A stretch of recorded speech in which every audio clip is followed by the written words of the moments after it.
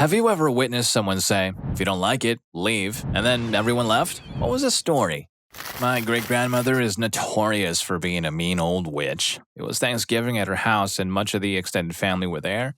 She started harping on my mom's cousin for something like she always does, and my mom's cousin was like, Grandma, can't we just have a nice dinner for once? And great-grandma was like, if you don't like it, leave, and every last cousin, aunt, uncle, and all of their food disappeared to my aunt's house, lol. And that's how you know it's a true family gathering. The drama outshines the turkey. Story 2. When I was a kid, I stayed at a friend's house for the weekend. My friend's mother was one of those parents who, at the dinner table, require their kids to eat everything on their plate come hell or high water. I'd been served way too much food and said that I can't eat it all. The mother said to me, you can either finish your food or leave the table. I promptly left the table. This totally blew the minds of my friend and his siblings. It never occurred to them that leaving the table was actually a viable option. When my mother picked me up the next day, my friend's mother told her what had happened and said I was the rudest little boy. I think my mother was actually quite proud of me. Story 3. A former industrial job I used to have said that during an all-hands meeting, we were understaffed, underpaid, and overworked, and everyone knew it. Instead of the 2-to-1 ratio of 2 machines to 1 operator for safety reasons, we'd have 4, 6, 8 because people were getting paid less than most retail jobs to bust their backs in some of the most disgusting work I'd ever done. You'd come home covered in moldy coolant, metal shavings, and stink. Machines started breaking down because they'd never shut them down to perform maintenance on them. So we'd often have massive problems, which of course meant even more overtime to make up for the broken machines, and people started quitting. Management's response to tell us that they expected us to work harder because they couldn't get more help. One of my coworkers, who generally gave no care, asked in front of everyone in that room why they didn't try raising the poor wages and see if they could entice people that way. The response was, we're not having that conversation right now. If you don't like it, you can quit. Whew, buddy, that was the wrong thing to say. As soon as word got out to the other shifts, what can only be called an exodus began. We lost half of each shift within the week. I stuck around for a few more weeks until I had a conflict with my schooling at the time, since one of my classes got out about 30 minutes before my shift, 30 minutes away, so I warned them in advance that I might be a few minutes late one day a week, maybe, and got told that I needed to decide what was more important, my school or my job, so I quit. And giggled my back off at the sign in the HR office that said we had an almost 80% turnover rate. Never did find out what happened to that hellhole, but I can't imagine anything good with losing that many people. The poor HR rep seemed like she was so done with everything and seemed so very apologetic as she took my badge. Story 4. It's usually owners/managers who think you should be grateful just to be working for them. I got a job washing dishes one summer between grades 11 and 12. I made it clear that it was only a summer thing. I would be leaving at the end of August, as school is back in the first week in September. I didn't even take any vacation all summer, so I could put the money away. There were 4 of us total doing this job, 1 early morning, 2 daytime, and myself in the evening. I walked in on my last shift before school started up again to see a pile of dishes. The owner of the restaurant had gotten into an argument with the daytime guys about how to stack mugs, and ended up firing one, and the second walked out because it was BS. The 4th guy had apparently been MIA for days. I just never noticed because the day guys were busy. The owner asked me to drop out of my senior year of high school to work for minimum wage full-time during the day. When I said, no, I'm going back to school next week, his response was to turn his back to me. He never acknowledged me again and yelled to the rest of the kitchen, I don't know why kids get jobs if they don't want to work, as if it was my fault he was in this mess. Story 5. Not exactly, but my sister had a habit of picking fights with people, and when it wasn't going her way, she'd tell them she was removing them from her life. She'd done it to boyfriends, longtime friends, sorority sisters. She did it to me twice. The first time I rolled my eyes because she's younger than me. After the second time, my sister told me, I'm removing you from my life, you're toxic, and unfriended me and told family I was toxic. In reality, that wasn't letting her be toxic, selfish, and under the influence of whatever she was on with or to me, my spouse, or my kids, so she decided it was a good idea to threaten us. I said, okay, fine. Per her usual routine, after a few weeks, she came around and wanted to pretend she never said the things she said I didn't respond to. She claimed it was all a joke and she had a right to be in my kids' lives. I haven't spoken to her in 2 years. I honestly do not miss her drama, and it was the best decision for my family. It highlighted how bad the generational dysfunction was in my family and how it was expected to just overlook bad behavior and people please for everyone else's comfort. I realized that I didn't want my kids to repeat that cycle. I vowed to always put my kids first. I'm not popular in my family right now, but I've never been happier, and this was the first year I got to enjoy holidays without having panic attacks or dread. When someone walks out of your life, let them. Story 6. I was a whistleblower at my workplace. I witnessed my manager mentally and physically harm a 101-year-old woman. I worked in a care home. I raised the alarm, and staff about the manager didn't deal with the things quick enough and over worry of a bad name. Press had gotten a hold of the story.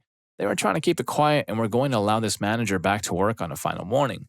We were a small team, about 8 of us. When they told us that, all of us reached into our bags and threw our notices at them. It was all of us, or her. A week or so later, and then paying her £15,000, she was gone. Worst thing is, we were a charity care home. She basically got thousands and thousands of pounds for being cruel to a vulnerable elderly woman. Story 7. My mother is well known for her Christmas, Easter, whatever tantrums. She threw a particularly good one when I was about 14 and yelled the infamous line. My uncle and aunt piled themselves, their daughter, and myself, and about 5 of my siblings into their four-wheel drive, and we all left to go to their place, picking up KFC for lunch on the way. I don't know what kind of Christmas my mother had, but ours was pretty good in the end, so glad we didn't get pulled over. Story 8. My aunt's 40th birthday. It had been a long day, and we were set to eat dinner, but she decided that she wanted to open gifts. My mom tried to explain that everyone was hungry and to just wait until we were done eating, or at the very least, until everyone had a plate. She starts getting angry and saying that it's her day, and that if we don't like it, we can all leave. Now my dad, not too fond of my aunt for reasons I won't get into here, gets up and walks out. Well, this started a chain reaction. The only people left were my mother and grandmother. My aunt starts yelling and getting upset, to which my grandmother replies, "We don't be a witch?" It's been 10 years and she has never acted that way again. Story 9. Yes, or pretty close to it at least. I was a founding member and treasurer of a skydiving society at my university in Aberystwyth. I myself am teetotal, but I still went out on weekly social nights, which in Aberystwyth were just spent in the local bars and pubs, as there is nothing else to do there at night. I am pleased to say that my owning a car, so giving people lifts to the drop zone, plus my being teetotal, designated driver / nanny on nights out, plus my house being close to the nearest drop zone, 4 hours away, just south of Birmingham, and letting the club sleep there on occasion had made me rather well liked. We went to one of our usual favorite haunts, Lord Beachings, only this time the owner was there behind the bar, with one other staff member who looked rather glum, serving, and was in a foul mood. All 25 or so of us went in and ordered drinks. He served 23 of us, then ID'd my friend, even though he was clearly over 18, a student with 24 other students. A regular, the other staff member vouched for him, etc. Made him walk back to Halls to get his passport before he would serve him. This was already eliciting grumbles from the club, but everyone except pubs had to be careful about restrictions and carried on. Then I asked for a glass of water, which he was legally required to provide, I might add. He replied, "I'm not muddying my glasses for some prick who isn't paying." I simply raised my eyebrows, as I had never encountered such a response to a request for a glass of water before. After a moment for it to set in that this guy wasn't making a weird joke, he really wasn't going to give me a glass of water, I turned around to the room with 24 other people. I swirled my finger in the air and shouted, "Skydiving club, drink up. This schmuck won't serve me, so we're leaving." Everybody drank up immediately. We all left. The skydiving club never went there again whilst I was a member, and everyone else I told the story to avoided it as well. Story 10. I had an insufferable supervisor once, and we'd have these 15-minute pre-shift meetings. Dude would just stand in there, lord over everybody for the duration, and talk about how bad we were doing. The phrase, quote, "We are terrible," was one of his favorites. Finally, one day, he's really on one and summons the fortitude to say, "If you don't like it, there's a door." His second in command got up, said, "Screw this," and walked out. He stood there, stunned for about 5 seconds, then ran out the door after him. He later ended up having some mental instability and quitting. The second in command is now the supervisor. I survived all these meetings by default, assuming he wasn't talking to me. The best revenge is living well, and that second in command is now living the supervisor life. Story 11. It was a typical 80s teenage house party. I don't even remember how we ended up at this guy's house, but I knew him by name at school, and we had never hung out before. There was a pony keg and about 15 people there. So far, so good.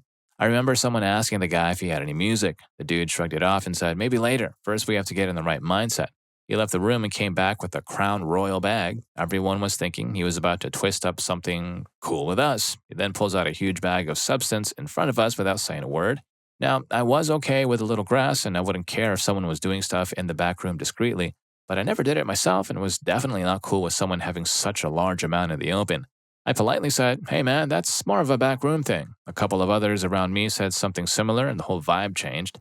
The guy noticed everyone was uncomfortable, but nevertheless said, "It's my house. If you don't like it, you can leave." I'll never forget how quietly and orderly everyone proceeded to leave.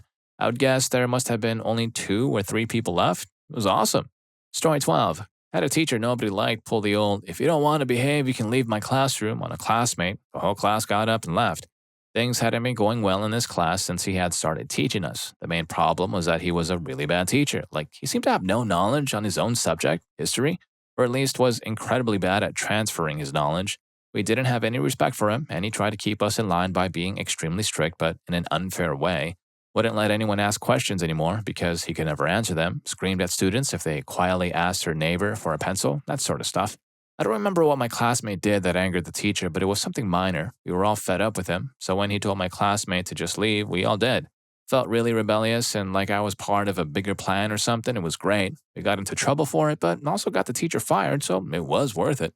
Story 13. Grade 8 language arts class. To preface this, I was never an aggressive student, generally the teacher's pet, the person whom, if a teacher was away for the day, would be tasked in their notes to the sub to be able to assist and give them directions. The time, 20 some odd years ago, shortly after the Columbine. This context is critical to the story.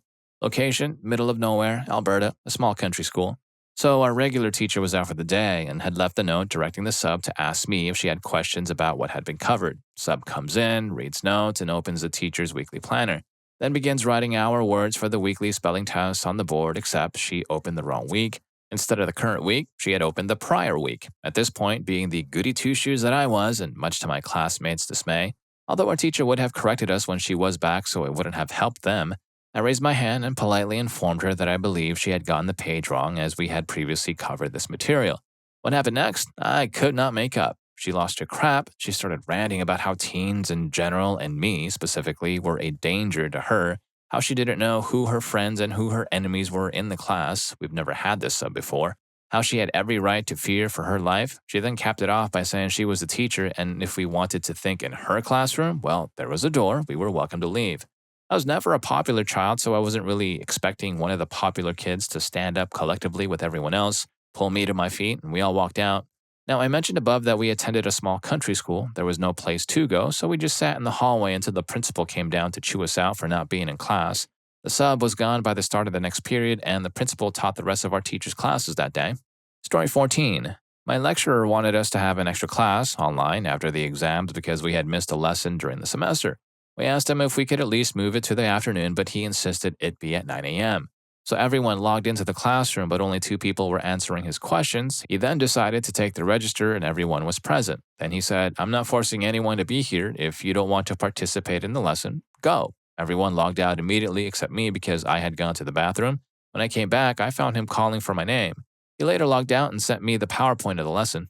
Story 15. When I worked third shift at Walmart, the management tried to change a shirt policy overnight. They, all of a sudden, decided that we had to wear blue-collared shirts and not blue t-shirts anymore. One of the managers named Jackie came up to my 2 friends and myself and told us we had to go either buy new shirts right then or go home. We left. Frozen/Dairy didn't get done that night, and we got to go home and play Destiny all night. Next day, they never said another word about our shirts. Screw Walmart, by the way. Story 16. My husband worked at a really toxic job for a while. As staff got fired or quit, they weren't replaced to cut costs, and instead the remaining 2 employees worked even harder. Finally, the owner, who was a crappy boss and terrible businessman, called a meeting with the 2 to try to force an attitude adjustment. The employees tried to be constructive and talk about things they saw that needed to be improved upon to make things work better. And of course, this egotistical owner wouldn't have it. He told them if they couldn't handle the expectations that they were free to leave, so they did. Both of them left immediately and never set foot in the store again. I don't think the owner was expecting that at all. He expected them to grovel and beg to keep their jobs and thank him for the opportunity to work 70-hour weeks under his tyrannical rule. My husband called me after that meeting and was so upset he could hardly tell me what happened. He was terrified. He was so sure I would be angry at him for quitting his job when we weren't really in a position that I could support us. I wasn't mad at all. I was so proud of him for not taking the crap that was being doled out to him and doing what is best for his mental health. He's a damn good man and deserved better. Story 17. Every year, the military has this event they host named the Warrior Games. It's like the Olympics for men and women who were injured while serving. I'm a decent cyclist, so I was selected to represent the Marine Corps team in that event. I'm not sure why they hold the event these days, but the year I was selected, they flew us out to Colorado Springs. When I got there, I quickly realized that 99% of the Marines competing were still active duty. I had retired a few years prior, so it was weird being around Marines again. Almost immediately after arriving, the senior leaders and officers in charge began demanding that I get my hair cut and to shave my beard. At first, I laughed it off and thought they were joking. Turns out they were quite serious. The lady who was in charge of the Marine team was a major, and she took me off to the side and, quote, ordered me to get a haircut.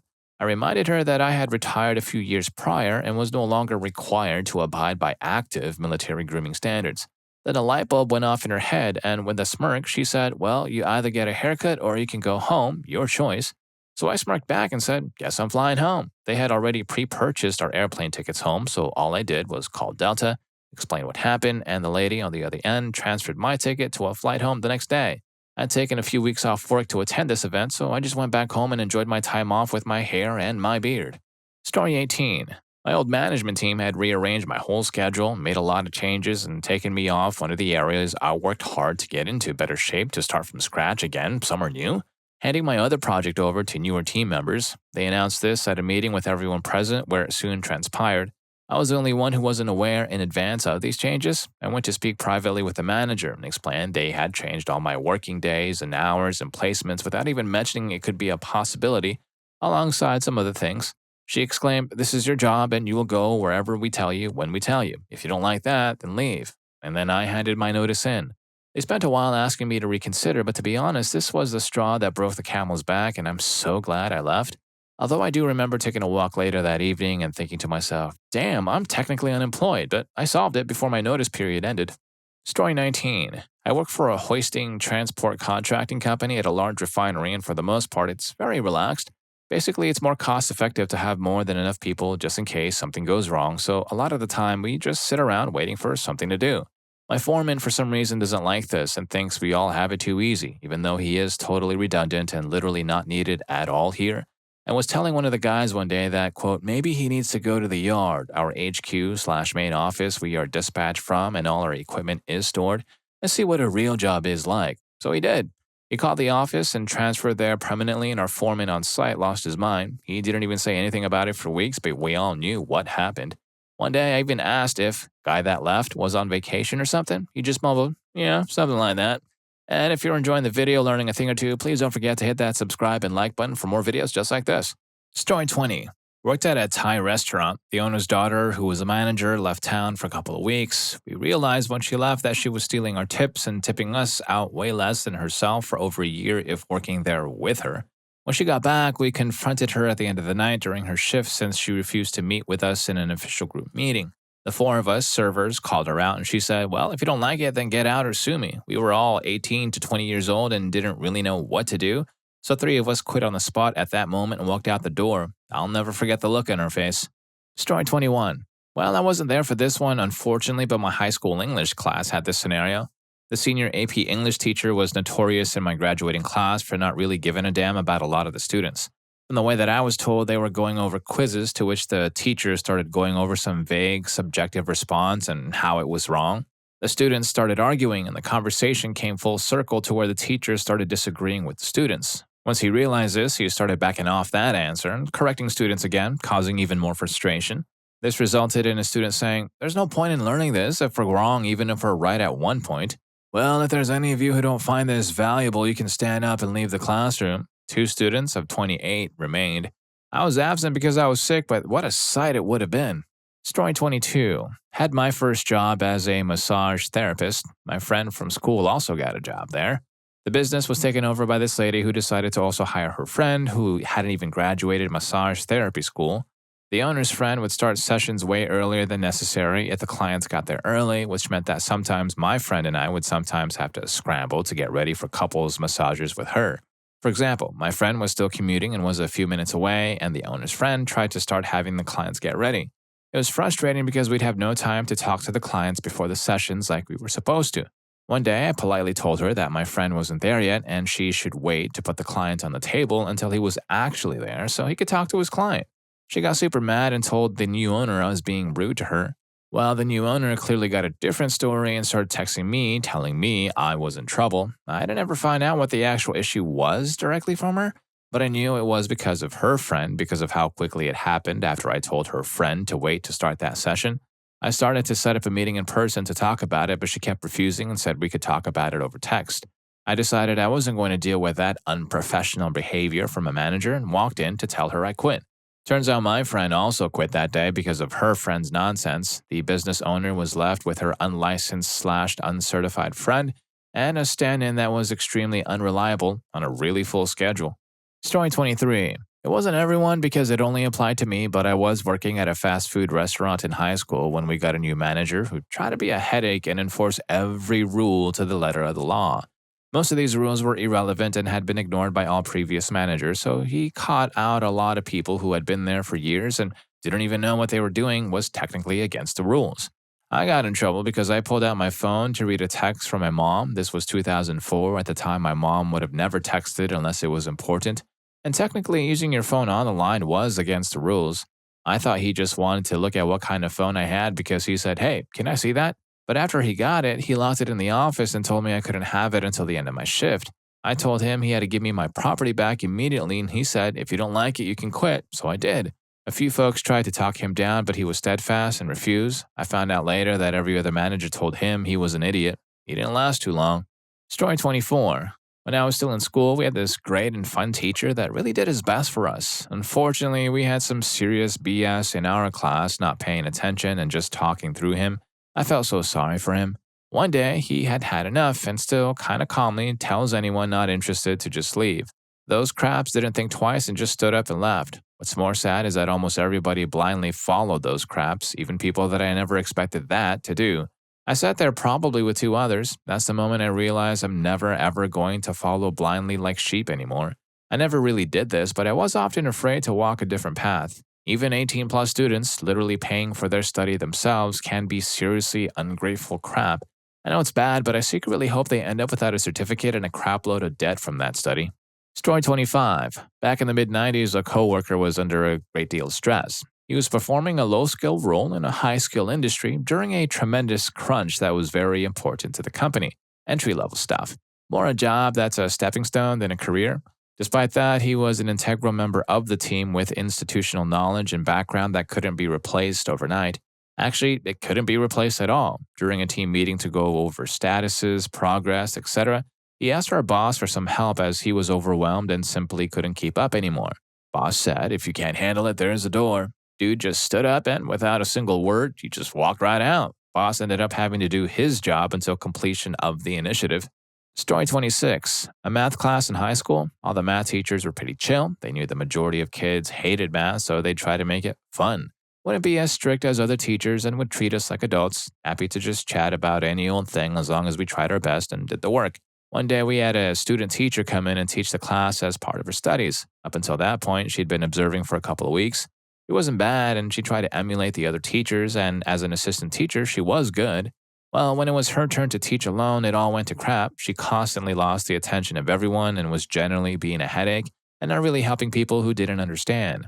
Halfway through, she flipped, didn't like that she couldn't control the class, and just shouted at us all saying, "If you don't like it, then you don't have to be here." So there we were. It was a few seconds of us all thinking, wait, did she just tell us we could leave?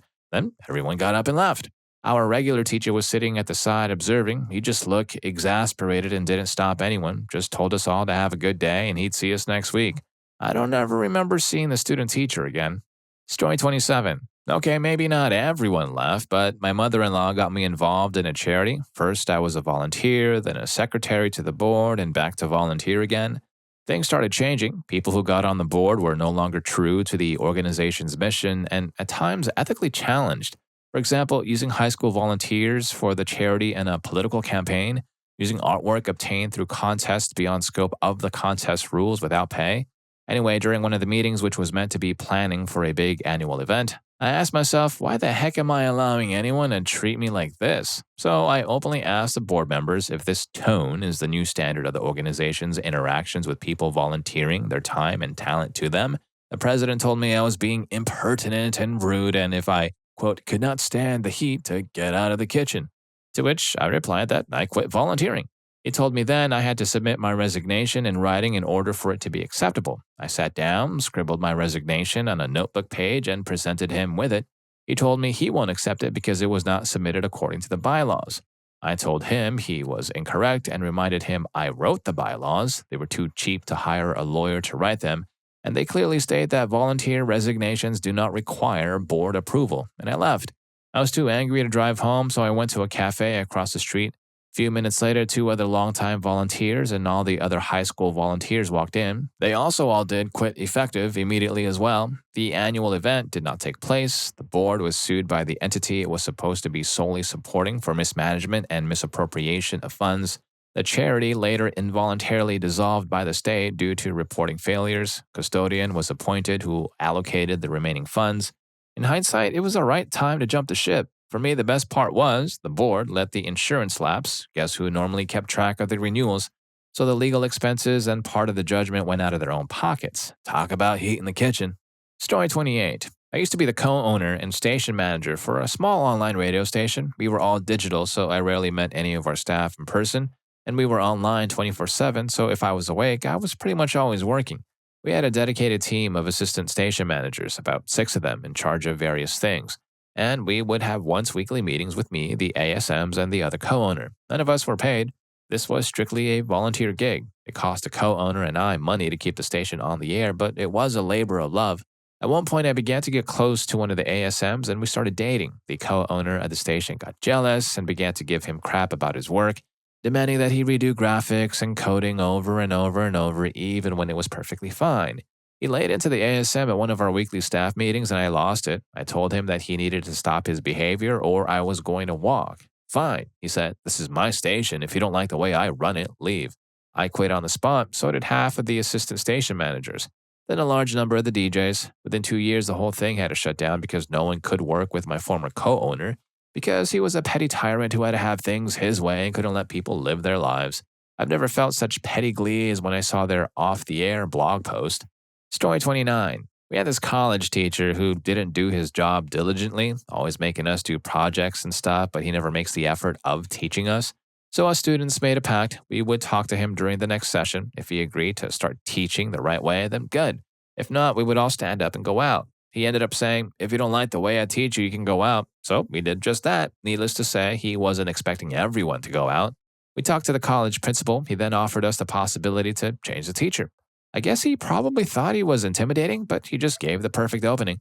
Story 30. Have not seen it, but was told. In one camp where I worked back in 2018, a year before the camp was super understaffed and the pay was crap, people started messing up because they were tired, fed up, and didn't give a crap. Then the camp director requested a meeting to see what was the problem. And instead of helping the staff who held the camp from falling apart, he started to insult, belittle, and threaten them. The last thing he said was, who doesn't like it here can get up and leave. Everyone except the managers and the director walked out, and then the crap hit the fan. People started to leave, and by the end of the week, the camp was almost empty. The company was then forced to hire much more people, give them a minimum paycheck of average pay in a state, and the director, who knows where he went, but was fired. Story 31. Someone said that to me one time while I was at work. It was my boss. I left. Nothing happened, so I went back the next day. My boss was mad because I literally had no time to clean the entire kitchen like I was supposed to, and none of the 3 other bakers would help me. This included her. She spent most of her time outside smoking. I was mad. We got a mediocre score on an inspection walkthrough. She got chewed out, so she took it out on me and said it was all my fault. I finally pushed back and told her to screw off, that if she wanted it clean, she could clean it herself like she was supposed to. That's when the question came up. Story 32. I don't know if this counts, but this happened with my siblings and I and my mom. She was a terrible parent. She always had a, if you don't like living here, move out attitude. So as soon as my siblings and I were able to, yeah, we moved out. We unfortunately don't get along at all, but the eldest of us left in their early 20s. The middle child left about as soon as they graduated, moved back for a few months, but left again. And I moved several states away and never looked back. We all didn't like it and left, and yes, our mom frequently tries asking why. She asks the middle child the most, as she's the only one who keeps contact with her mom. I've cut her off years ago, as did the eldest, as if 18 years of cruelty isn't a good enough reason to say, screw it, dip. Story 33. My roomie works at a grocery chain that rhymes with Plaff Day. He has a run into a common issue with middle managers in grocery. Once they make a decision, they never go back on it because that would be showing weakness. He was transferred to his current location because one of his co-workers physically harmed him. The guy, let's call him Rob, has a long history of this sort of behavior, and every time it happens, they just transfer him to a new store or transfer his victim of the week out. They generally don't tell the new store's manager why they did this. So it was announced that Rob was getting transferred to my roomie store. Roomie has been with the chain for, 15 years or so. He's a lifer, full-time night crew. They leave him alone and he does the work of like 3 people. Rumi and some other people familiar with Rob go to management explaining why this is unacceptable. Management basically tells them, too bad, the transfer is filed. They told the roomie he could work days if it was a problem, change his schedule with a 12-hour shift after 15 years of being nocturnal, no big deal. It turns out you can take vacation pay and even claim benefits if you go on a stress leave due to a hostile/unsafe work environment. Rumi, a cashier who was getting moved to give Rob a slot, and amusingly, Rob himself all went on stress leave. Rumi even lawyered up since the union wasn't even doing crap for him, even though the management was breaking clear rules in their agreement with how they were scheduling. Anyway, eventually they caved and reversed the transfers, and now that manager is getting, you guessed it, transferred to another store. Story 34. I was in college and on the cheer squad. I was working retail part-time. I asked my boss to work around my cheer schedule. He refused because, quote, cheerleading is not a sport. He was working around other employee extracurriculars. He said if I didn't like it, leave. I said, okay. He backpedaled so fast, kept the job, and was able to cheer. Another job, I was up for a big promotion. I was told it was mine. At the last minute, my boss gave it to the woman who worked under me because the boss heard a rumor I might be moving within the year. Boss didn't talk to me or question the validity of the rumor. It wasn't true. Went to the boss's office, and she was a complete witch about it. She said, well, if you don't like it, leave. So I did, right then. I can still see the look on her face. I left my team in a bind. She was not expecting me to just walk out right there and then. Found out later that the person who got the promotion wasn't working out and that several of our clients who I'd established relationships with jumped ship because they didn't like the other person. Story 35. I once worked at a plant that stored pallets. I worked like 16, 18-hour days, sometimes more off the clock. As time went on, they demanded more and more work from us. By this time, I was a manager. Well, people were getting burnt out, getting sick, or just plain stopped coming to work, so keeping workers was nearly impossible. The straw that broke the camel's back came when a higher-up came in from out of state and informed us our pay was going to go down and we were expected to put out 20% more work. This not only was an impossible feat, but was asking way too much of people sorting 50 to 70-pound pallets by hand for 16 hours a day. We said that it wasn't fair, and was there any way to keep at least our current pay? We were firmly told if we didn't like it, then we could leave. We looked around at each other, grabbed our name badges and threw them at this higher-up and walked out and went to a local bar. Last I heard, the plant was shut down for overworking staff and underpaying them. Story 36. At my old job, they put in place a new policy, which at the time we didn't realize that it was probably illegal.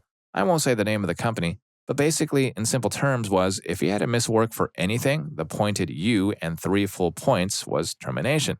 One of my coworkers had jury duty, so he had to miss, pointed him for it. My wife went into labor, I got pointed. A few other people had unavoidable instances and were pointed. Eventually, we all had HR come down to the factory so we could express our complaints, and the lady said, if you don't like it, find another job. Not even 5 minutes after she said that, 45 people of a 55-person crew left that day, me included. Story 37. My last job, I worked at a family-owned deli market. The family that ran it rarely took pride in their staff. When they did take pride, it was because you were related or were family friends with the owner's family, which made us, the staff, not take pride in our work, getting paid minimum wage to be screamed at daily for things out of your control, or for things that went wrong that you didn't do would take a toll on you quickly, depending on the day. Anyways, sometime in the fall of 2018, I worked there for 9 to 10 months in total. Things started to go south with staff and management because they were mad at us, the staff, for not doing anything properly or not paying for food we ate on shift. The food part is totally fair to be mad over. So some of us fought back and said we don't do anything properly because you don't train us properly. Your communication skills are non-existent. You scream at us for anything and everything. Like, what do you expect? So one day, one of the owners flipped on everyone and said, if you don't like it here, then quit. And 2 weeks later, I quit with a 1-week notice, and shortly after, so did everyone else. Naturally, the owners couldn't understand why all the staff was up and leaving. Story 38. It's the last thing my really wicked mother ever said to me when I was 17. She worked for a small business college and demanded that I attend that school after graduating high school. They had programs that were for travel and tourism, administration, etc. The average age of the student at this 2-year college was 32. I remember thinking, at the time, I don't want to go to college with a bunch of old people. All my friends were attending 4-year schools, universities, etc. I knew I was going to have to pay for school on my own, so I wanted to enjoy it and have it be on my own terms. She told me that was my lone path, and if you don't like it, you can leave. I dipped out, age 17, had nowhere to go, prayed that a friend would let me stay at his place for a few nights to chill. Next time I saw her was 12 years later. She was in a coma post CVA, secondary to diabetes, and a myriad of other health issues. She passed away 2 days later. I now have my doctorate and a great life. And if you liked any of these stories, here's more for you. YouTube thinks you're going to love this. I'll catch you in that video. Thanks for watching.